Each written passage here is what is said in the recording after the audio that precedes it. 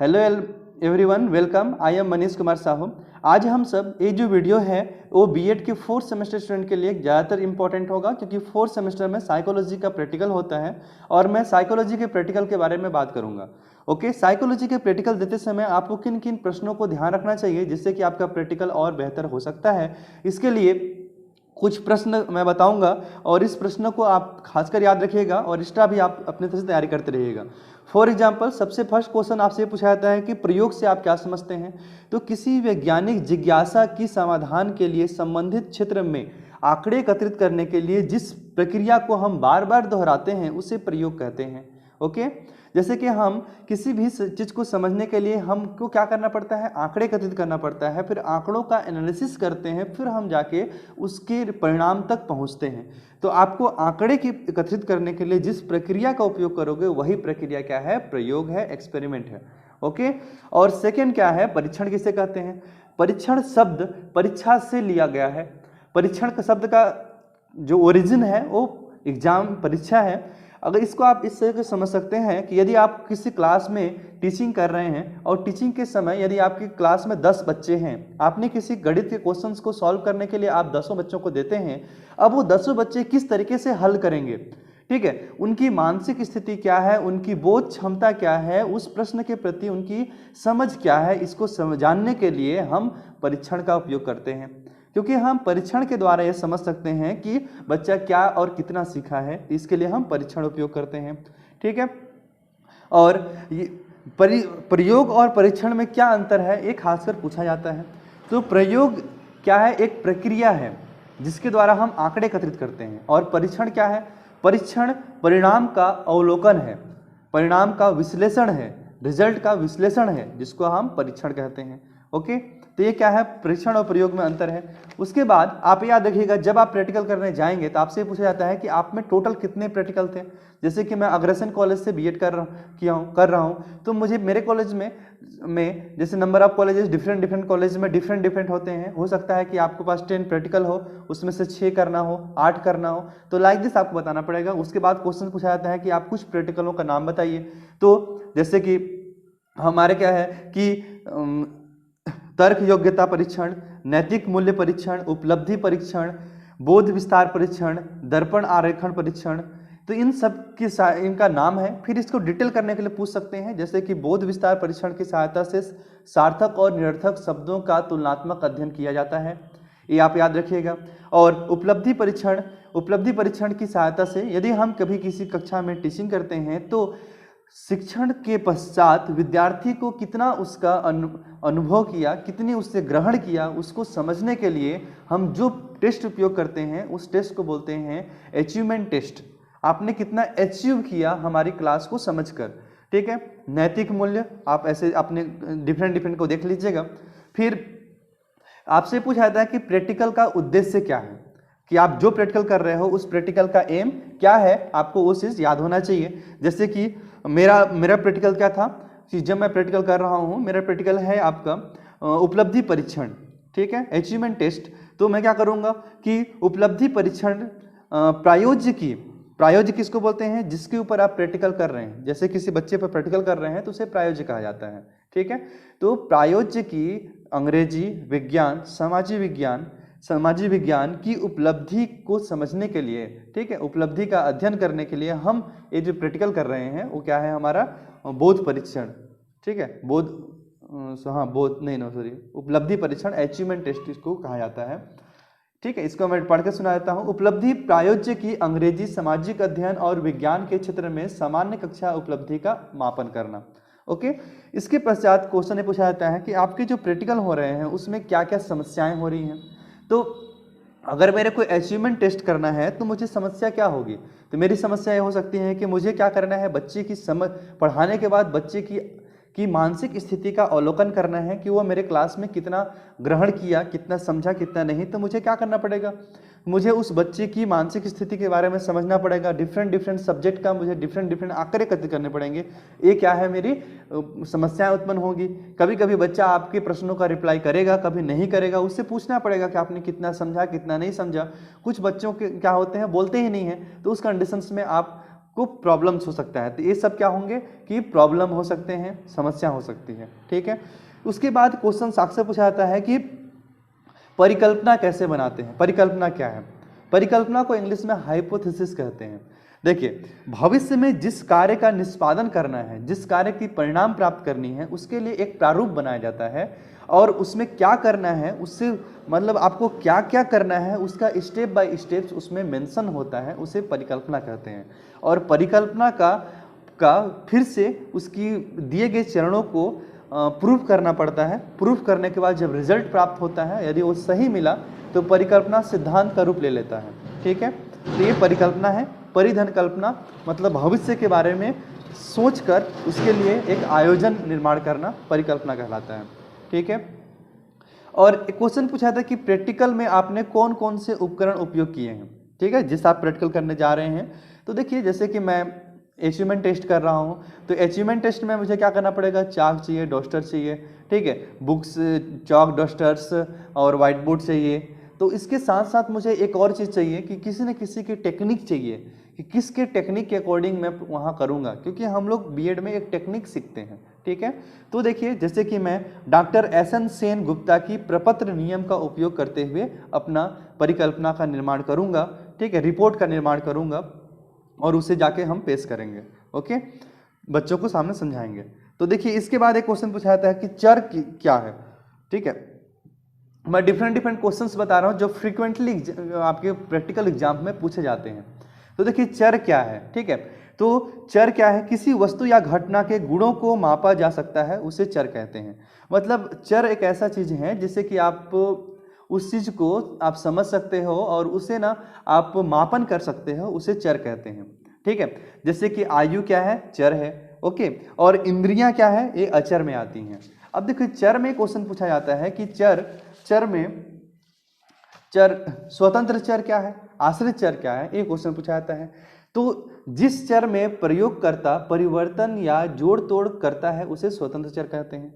जैसे जिस चर में आप क्या कर सकते हो, परिवर्तन कर सकते हो, उसमें कुछ इंक्लूड कर सकते हो, एक्सक्लूड कर सकते हो, वे सारे क्या कहलाएंगे, आपके स्वतंत्र चर कहलाते हैं। जैसे कि पढ़ने के तरीके, मेथड ऑफ टीचिंग, ठीक है, स्टडी ऑफ टीचिंग, जो मेथड आप यूज कर रहे हो वो क्या है, स्वतंत्र चर है। पढ़ने के तरीके में आप अपने तरीके का उपयोग कर सकते हो। प्रेरणा, ठीक है, वो भी क्या है, वो प्रेरणा को आप अपने तरीके से आप उसमें मेंशन कर सकते हैं। तो ये सब क्या होते हैं, स्वतंत्र चर कहलाते हैं। आश्रित चर किसे कहते हैं, डिपेंडेंस वेरिएबल किसे कहते हैं, इसको हम मैथमेटिक्स में भी पढ़ते हैं, उसी तरीके से आप रिलेट कर सकते हैं इस चीज को। स्वतंत्र चर को जोड़ तोड़ के बाद उसका प्रभाव जिस पर पड़ता है उसे आश्रित चर कहते हैं। जैसे अगर मान लीजिए स्वतंत्र चर को आपने कुछ उस पर परिवर्तन किया तो उसका प्रभाव आपको कहाँ देखने को मिलेगा, तो परतंत्र चर में मिलेगा। तो उसमें जो मिलने वाला है उसी को क्या बोलते हैं, परतंत्र चर कहते हैं। जैसे कि मान लीजिए पढ़ने का तरीका क्या है, स्वतंत्र चर है, ठीक है। पढ़ने के बाद आपको क्या आने वाला है, रिजल्ट आएगा आपका, तो परिणाम क्या है, परतंत्र चर है। क्योंकि पढ़ने का तरीका जो है परिणाम पर निर्भर कर, परिणाम है वो पढ़ने के तरीके पर निर्भर करता है, मैंने बोला था, ठीक है। तो परिणाम क्या है, परतंत्र चर है, पर पढ़ने का तरीका क्या है, स्वतंत्र चर है, याद रखिएगा, ठीक है। और आपकी इसके बाद आपको क्या क्या सावधानियां रखनी है वो भी याद रखिएगा, कि जैसे कि प्रैक्टिकल कर रहे हैं तो शांत वातावरण में करने हैं, आपको पूरे लगन के साथ करना है, ठीक है। और बच्चा अगर आप जिसको अचीवमेंट जिसके लिए शिक्षण कर रहे हैं वो ध्यान दे रहा है कि नहीं, इसको ध्यान रखना है। मतलब कुछ चीज़ें सावधानियां होती हैं, इसको भी ध्यान रखिएगा, क्वेश्चन पूछा जाता है। और सेकंड क्वेश्चन ये पूछा जाता है कि मनोविज्ञान से आप क्या समझते हैं। देखिए, एक विज्ञान तो आप जानते हैं, वैसे ही मनोविज्ञान, साइकोलॉजी क्या होता है, एक ऐसा विज्ञान जो क्रमबद्ध तरीके से प्रेक्षणीय व्यवहार का अध्ययन करता है। एक ऐसा साइंस जो क्या होता है कि सिस्टमेटिक तरीके से आपके व्यवहार में होने वाले परिवर्तन का अध्ययन करता है, उसी को हम क्या बोलते हैं, साइकोलॉजी कहा जाता है। फॉर एग्जाम्पल देखिए कि यदि मान लीजिए आप चिंतन कर रहे हैं, तो अच्छा आपकी चिंतन किस प्रकार से परिवर्तन हो रही है, किसी एक विशेष टॉपिक पर वातावरण से संबंधित करके हम उसको समझने की कोशिश करते हैं।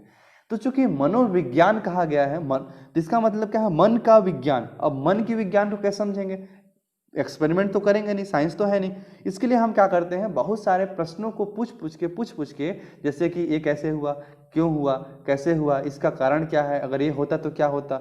मतलब डिफरेंट टाइप से क्वेश्चन पूछ के आपके मनो की आंतरिक स्थिति को समझने का कोशिश करते हैं, वही क्या है, मनोविज्ञान है, ठीक है। अधिगम क्या है? अधिगम का मतलब होता है सीखना। ठीक है, सीखना एक जीवन पर्यंत चलने वाली प्रक्रिया है। जैसे आप अभी वीडियो देख रहे हो तो आप सीख रहे हो कुछ, ठीक है, क्योंकि मैंने कुछ तैयारी किया है आपको वीडियो बनाने के लिए, तो मैंने क्या किया, कुछ ज्ञान लिया है तो उससे मैंने सीखा, आपको ज्ञान दे रहा हूं तो आप सीखोगे। तो सीखना क्या है? जीवन पर्यंत चलने वाली एक प्रक्रिया होती है। तो ये सीखना, इससे संबंध होता है, अधिगम इसी को कहते हैं। ठीक है, जिंदगी में अधिगम जितना अधिक करोगे आपकी जिंदगी उतनी ही बेटर तरीके से आगे बढ़ेगी। ठीक है, अवधान क्या है? एक वर्ड यूज किया जाता है, अवधान क्या है? किसी वस्तु या विचार आदि का चेतना को केंद्रित करने की मानसिक प्रक्रिया को अवधान कहते हैं। यदि आप किसी स्पेशल टॉपिक पर अपने दिमाग को केंद्रित कर रहे हो कि हमें इस चीज़ को समझना है, तो उस चीज़ को लिखा होगा अवधान उसको एक वर्ड देता है अवधान करना। ठीक है, अवधान शब्द का उपयोग उसी के लिए किया जाता है। ठीक है, याद रखिएगा इस चीज़ को। तो इस प्रकार से आप कुछ क्वेश्चंस हैं, जिस क्वेश्चंस को, ये क्वेश्चंस आपके फ्रिक्वेंटली एग्जामों में पूछे जाते हैं। ठीक है, और जैसे कि मान लीजिए कि कोई परीक्षण करने जा रहे हैं तो कुछ परीक्षण के सोपान क्या क्या है ये भी याद रख लीजिएगा।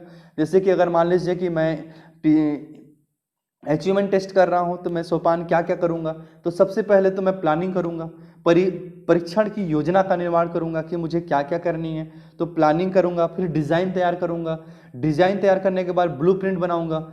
ठीक है, कि मुझे किस किस क्वेश्चन चैप्टर में क्या क्या नंबर रखने हैं, ब्लूप्रिंट बनाने के बाद मैं उसमें क्वेश्चंस मेंशन करूंगा, फिर क्वेश्चन का विश्लेषण करूंगा, फिर रिजल्ट दूंगा। इस प्रकार से फिर रिजल्ट का विश्लेषण करूंगा, फिर जाके प्रारूप आएगा मेरे सामने, उस प्रारूप को हम पेश करते हैं अपने एग्जाम्स में। तो ये क्या है कि आप किस प्रकार से परीक्षण कर रहे हो, क्या सोपान है आपके, ये जरूर याद रखिएगा। और जैसे कुछ सबसे इंपॉर्टेंट क्या होती है ना, कि जो आप टेस्ट का निर्माण कर रहे हो उस टेस्ट की क्या विशेषता है, ठीक है, फंक्शंस क्या हैं, उसके गुण क्या हैं। जैसे कि अगर मैं कर क्या रहा हूँ कि मेरा है अचीवमेंट टेस्ट, तो मैं जो अचीवमेंट टेस्ट है उसमें सबसे प्रमुख विशेषता होती है विश्वसनीयता, रियलेबिलिटी। देखो, विश्वसनीयता का मतलब क्या है कि जैसे आपने जो प्रैक्टिकल डिजाइन किया है, जो टेस्ट डिजाइन किया है सॉरी, उस टेस्ट में कितना विश्वसनीय है। जैसे हमने बोलते हैं उसके बाद में तो रियलिटी नहीं है, ठीक है, उसके बाद में तो विश्वसनीयता ही नहीं है, कुछ भी कुछ बोलता है, कभी सही बोलता है कभी गलत बोलता है। उसी तरीके से आप समझ सकते हैं कि यदि कोई स्टूडेंट्स हैं, विद्यार्थी है, उसको आप ज्ञान देते हो, ठीक है, ज्ञान देने के बाद उसकी कितनी विश्वसनीयता है टेस्ट को लेके। जैसे कि मान लीजिए उसका नंबर आ रहा है 50, 60, 70, 75, इसमें डिफरेंट हो गया 40, तो इसमें विश्वसनीयता नहीं है उसके टेस्ट में। यदि उसका नंबर आता है 90, 91, 89, 82, तो इसके अगर थोड़ा बहुत अंतर है तो चलेगा, तो उसमें क्या है, उसके टेस्ट में विश्वसनीयता है कि हम इस स्टूडेंट्स को अगर कितनी बार भी टेस्ट लेते हैं तो इसका रिजल्ट यहीं के करीब आता है। उसी प्रकार आपको किसी भी टेस्ट को निर्माण करते समय उसमें विश्वसनीयता होनी चाहिए। ठीक है, कि उसको प्रत्येक बार आप स्टूडेंट को दो तो हम हर एक बार उतना समान अंक प्राप्त कर सके। ऐसा नहीं कि आप कि जो क्वेश्चंस है उसमें विश्वसनीयता ही नहीं है, कभी आप क्वेश्चंस को चेंज कर दे रहे हो बीच बीच में, तो ऐसा नहीं होना चाहिए। दूसरा है वैधता, वैलिडिटी। वैधता का मतलब आप इस प्रकार से समझ सकते हैं कि जिस प्रैक्टिकल को जिस उद्देश्य से बनाया गया है उससे केवल उसी का मापन कर सकते हो, उसे बोलते हैं वैधता। ठीक है, जैसे कि अगर मान लीजिए कि इसको समझने की कोशिश कीजिएगा, 1 लीटर का वाटर है, ठीक है, 1 लीटर का बोतल है, पानी है, 1 लीटर का बोतल में आप 1 लीटर की पानी रख सकते हो, वो क्या है, उसकी विश्वसनीयता है। ठीक है, अब उसमें 1.5 लीटर नहीं रख सकते ना, तो इसकी विश्वसनीयता कितनी है, 1 लीटर का। ठीक है, वैधता, वैलिडिटी क्या है इसकी, तो वैलिडिटी इसकी ये है कि बॉटल्स में हम केवल वाटर को मेजर कर सकते हैं, सॉलिड को नहीं। कहने का मतलब इससे ये समझ सकते हैं कि जिस चीज को, जिसके लिए, जिस टेस्ट को जिस उद्देश्य से बनाया गया है केवल उसी का मापन करना ही वैधता, वैलिडिटी है। सेकेंड होती है ऑब्जेक्टिविटी, निष्पक्षवाद जिसको बोलते हैं। ऑब्जेक्टिविटी का मतलब ये है कि इसका उद्देश्य ये होता है कि जो भी आप क्वेश्चंस बना रहे हैं उस क्वेश्चंस को डिफरेंट यदि शिक्षकों द्वारा यदि उसका जांच किया जाए, ठीक है, तो सारे के सारे शिक्षक उसको सेम रिजल्ट देने चाहिए। तो उसको क्या बोलोगे कि वो जो क्वेश्चंस है, आपका जो टेस्ट है उसमें निष्पक्षता है, ऑब्जेक्टिव है। जैसे कि हम अभी एग्जाम्स देते हैं ना, तो हम सारे एग्जाम्स में क्या करते हैं, कौन सा मेथड फॉलो करते हैं, तो हम जो मेथड फॉलो करते हैं वो कौन सा है, निष्पक्षता है, ऑब्जेक्टिविटी है। ठीक है, ये याद रखिएगा। सेकेंड है आपका स्वीकार्यता। जैसे मैं अपने की बात कर रहा हूँ ना, मैं जो आपको बता रहा हूँ एक इस अचीवमेंट टेस्ट के बारे में बता रहा हूँ, वैसे आप अपने अनुसार अगर कोई और कर रहे हैं तो देख लीजिएगा, यदि इसी कर रहे हैं तो इसी को देखिए। एक्सेप्टेबिलिटी। अब देखिए जो टेस्ट आपने निर्माण किया है, डिज़ाइन किया है, उसे बच्चे एक्सेप्ट करने चाहिए। फॉर एग्जाम्पल्स, यदि मान लीजिए कि आप कोई क्वेश्चंस 1 घंटे का एग्जाम ले रहे हैं, ठीक है, मैथमेटिक्स फिजिक्स का एग्जाम ले रहे हैं आप, मैथ फिजिक्स के एग्जाम्स में 1 घंटे का एग्जाम्स है, 1 घंटे के एग्जाम्स में यदि आप 3 घंटे के इक्वल क्वेश्चन दे दिए हैं, बड़े बड़े लेंदी क्वेश्चन दिए हैं, तो बच्चे उसको एक्सेप्ट ही नहीं करेंगे। क्यों? क्योंकि वे 1 घंटे में उसको जानते हुए वो उसका उत्तर देने में असमर्थ हैं, इसलिए उनकी उस चीज़ को एक्सेप्ट नहीं करते हैं। इसलिए आपको ध्यान रखना चाहिए कि जो क्वेश्चंस का डिजाइन आप कर रहे हैं उस क्वेश्चन की एक्सेप्टेबिलिटी स्टूडेंट की होनी चाहिए। मतलब आप क्वेश्चंस को ऐसे डिजाइन कीजिए जो दिए गए समयावधि में उसको आंसर दे सकें। सेकेंड, क्वेश्चन में संतुलन की क्वालिटी होनी चाहिए। कहने का मतलब यह है, यदि संतुलन का मतलब ये होता है कि जैसे आपने जो क्वेश्चंस बनाए हैं, ठीक है, उसमें हर एक यूनिट से कुछ कुछ क्वेश्चन डिवाइड होते हैं, तो आपको प्रत्येक यूनिट से उतने ही नंबर के क्वेश्चंस को देना है, ठीक है। ऐसा नहीं कि सारा का सारा क्वेश्चन एक यूनिट से डाल दिए, सेकंड थर्ड को डाले ही नहीं, तो ये संतुलन बिगड़ जाएगा आपके क्वेश्चंस का, टेस्ट लेने का संतुलन बिगड़ जाता है। तो आप इसको ध्यान रखिएगा कि जो भी आप बना रहे हैं तो उसमें सिस्टमेटिक होना चाहिए, ठीक है, एक संतुलन होना चाहिए, तो उसे संतुलन कहते हैं। अब देखो, कम लागत होना चाहिए, कम समय में बनना चाहिए, तो क्वालिटी उसकी है ही, ठीक है, इस क्वालिटीज़ को भी याद रखिएगा। तो इस प्रकार से आप समझ सकते हैं कि कोई भी चीज़ें किस प्रकार से आपको उसको प्रैक्टिकल एग्जाम्स देने हैं और किस प्रकार से आप प्रैक्टिकल एग्जाम दे के और अपनी तैयारी कर सकते हैं।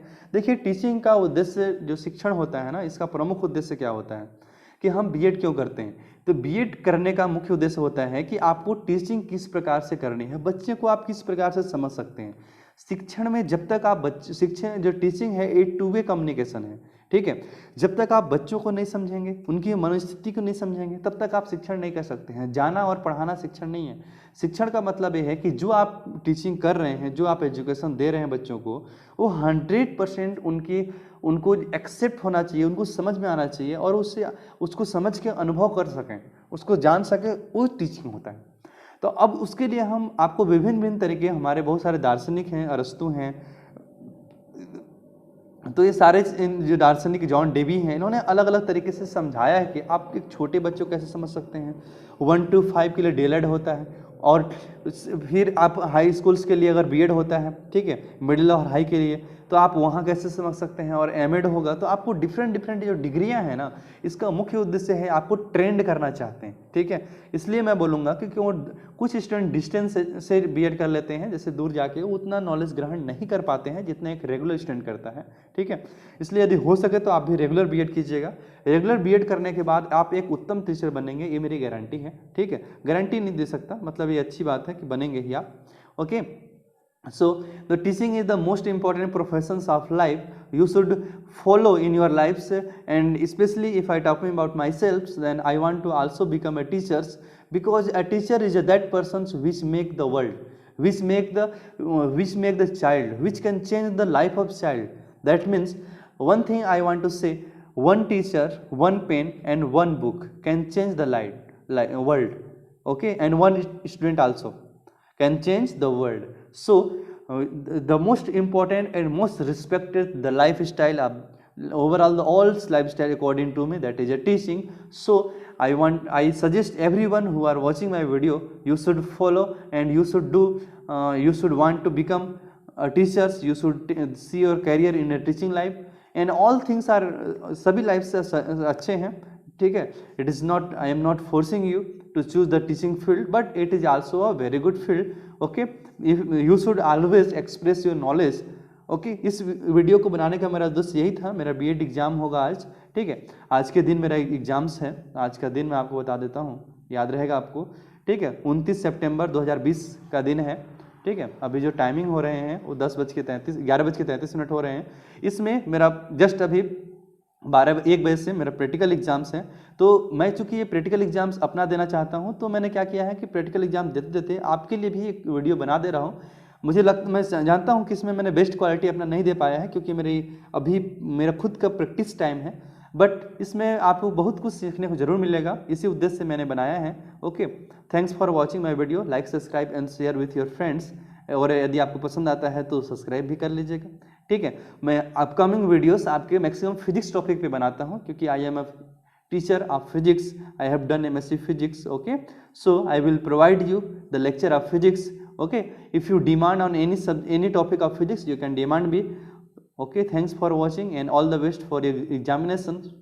Okay, thank you. Thanks for watching.